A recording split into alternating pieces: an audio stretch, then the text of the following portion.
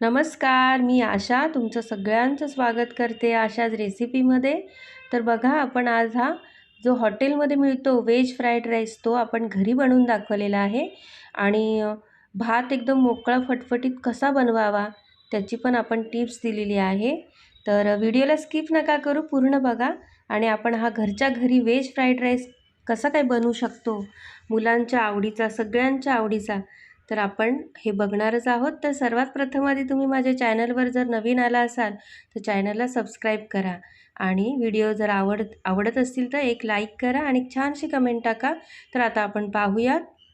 तर हे बघा, मी हे बासमती अख्खा जे तांदूळ असतात एकदम मोठे मोठे बासमती तांदूळ ते घेतलेले आहेत मी. हे बघा, तर हे मी 2 वाट्या तांदूळ घेणार आहे. 2 वाटी बरोबर मी मोजून हे तांदूळ घेतलेले आहेत. आता ते स्वच्छ पाण्याने धुवून घेणार आहे.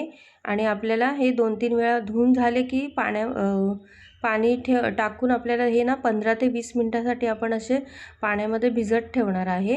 म्हणजे जेव्हा आपण हा भात बनवू ना तेव्हा हा एकदम मोकळा, सुटसुटीत आणि एकदम फटफटीत असा पांढरा शुभ्र भात बनेल. तर एका टोपामध्ये मी पाणी तापत ठेवलं आहे. टोप खूप मोठा घ्यायचा आणि पाणी जास्त टाकायचं आहे आणि चांगली उकळी येऊ द्यायची पाण्याला. आणि त्याच्यामध्ये मी 2 चमचे तेल टाकलेलं आहे. आणि मी चवीनुसार मीठ पण टाकलेलं आहे. भातामध्ये मीठ टाकून घ्या, म्हणजे जेव्हा आपण राईस बनवू तेव्हा खूप छान टेस्ट येईल भाताला.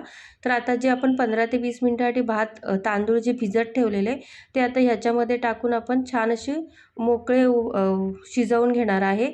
हे जास्त शिजवायचे नाही आहे, म्हणजे एकदम चिकट नाही करायचे. तर म्हणजे जुना तांदूळ वापरायचा आहे आपल्याला हा बासमतीचा, म्हणजे एकदम भात असा मोकळा फटफटीत होतो. हे बघा ह्याप्रमाणे, आणि एकदम पांढरा शुभ्र असा भात बनलेला आहे आपला. तर आता हा मी पाण्यातून काढणार आहे. लक्षात ठेवा, पाणी जास्त घ्यायचं आहे, म्हणजे भाताला थोडं शिजायला असं सगळीकडे जागा मिळाली पाहिजे, नाहीतर मग चिकट होऊन जाईल भात. तर बघा, भात मी सगळा काढलेला आहे, पाणी निथळत ठेवलेलं आहे. आता हा पंख्याखाली आपल्याला एका मोठ्या डिशमध्ये किंवा तुम्ही कुठल्या चांगल्या कपड्यावर जरी हंतरून ठेवला ना तरी मोकळा मोकळा होईल हा. तर आता राईस बनवण्यासाठी आपण या इतक्या भाज्या घेतलेल्या आहेत. ते सिमला मिरची आहे, कोबी घेतलेली आहे मी पातळ अशी कापून, आणि हा मिरचीचा ठेचा आहे, म्हणजे मिरची अशी मिक्सरला त्याची पेस्ट केलेली आहे. हे अद्रक आहे एकदम बारीक बारीक चिरलेले. हे लसूण घेतलेले आहेत, हे पण बारीक बारीक चिरायचे आहेत. ही कांद्याची पात आहे. हे गाजर आहे, हे भाजीचं जे गाजर असतं ते घेतलेलं आहे मी. आणि ही कांद्याची पात आहे, जे कवळे कवळे कांदे असतात ना ते पण घेतलेले आहेत आपण. आणि हे सगळे सॉसेस आहेत. तर ह्याच्यामध्ये हा ग्रीन चिली सॉस घेतलेला आहे मी 2 चमचे, 2 चमचे रेड चिली सॉस, आणि हा सोया सॉस घेतलेला आहे. आणि मीठ पण आपण चवीनुसार भाज्यांना वापरणार आहोत. तर एका लोखंडी कढईमध्ये आपल्याला हा भात बनवायचा आहे. कढई थोडी मोठी घ्या किंवा टोप असा मोठा घ्या, म्हणजे आपल्याला भात परतवायला थोडं जागा मिळेल. तर आता तेल गरम करून आपण हे अद्रक टाकलेलं आहे. आपल्याला ना हे सगळं फास्ट गॅसवरच करायचं आहे. भाज्या जास्त एकदम शिजवायच्या नाही आहेत, नरम नाही करायच्या, तर क्रंचीच ठेवायच्या आहेत. जसे आपण हॉटेलमध्ये खातो ना फ्राईड राईस, त्याच्यामध्ये भाज्या कशा क्रंची असतात तशा क्रंची ठेवायच्या आहेत. तर अद्रक टाकल्यावर लगेच आपण लसूण पण टाकलं आहे आणि छान असं लसूण पण परतवून घ्यायचं आहे. लक्षात ठेवा, सगळं आपल्याला फास्ट गॅसवरच करायचं आहे. तर पटापट सगळ्या आपल्याला भाज्या आता ह्या घालून घ्यायच्या आहेत. तर आधी मी कांद्याची पात घेतलेली, ती कवळा कांदा होता ना तो मी टाकला आहे. तो छान असा परतवून घ्यायचा. तो परतला की लगेच आपल्याला गाजर परतवायचे आहेत. तर गाजर पण मी असे थोडेसे छोटे छोटे असे कापून घेतलेले आहेत. बघा, मला हा भाजीचा गाजर मिळालेला तर मी हा घेतला. आणि ही सिमला मिरची आहे. सिमला मिरची जर तुम्हाला नसेल वापरायची तर तुम्ही फरसबी वापरू शकता, फरसबी छान लागेल. किंवा सगळ्या भाज्या वापरू शकता, म्हणजे मटारही वापरू शकता, फरसबी, गाजर वगैरे, सिमला मिरची, सगळ्या भाज्या घातल्या ना तरी एकदम पौष्टिक असा हा घरच्या घरी फ्राईड राईस बनवू शकतो. तर आता या भाज्या आपण छान अशा परतवून घेणार आहोत फास्ट गॅसवरच. गॅस बिलकुल बारीक करायचं नाही आहे, कारण आपल्याला भाज्या या जास्त शिजवायच्या नाही आहेत. तर आता हा जो कोबी होता ना पातळ पातळ मी कापलेला, तो पण ह्याच्यामध्ये छान असं परतून घ्यायचा आहे. तर मस्तपैकी आपण हा परतून घेणार आहोत. जसं हॉटेलमध्ये आपण खातो ना त्याचप्रमाणे आपण हा घरात बनवलेला आहे आणि मुलांना नक्की आवडेल, तर तुम्ही नक्की बनवा. आता ही जी मिरचीची पेस्ट केलेली मी ती पण टाकलेली आहे. थोडंसं असं तिखटपणा पाहिजे ना भाताला, त्याच्याकरता मी टाकलेली आहे. तुम्हाला जर नसेल टाकायची तुम्ही स्किप करू शकता. तर आता छान अशी मिरची पण आपली मिक्स झालेली आहे. तर आता चवीनुसार मीठ टाकणार आहोत.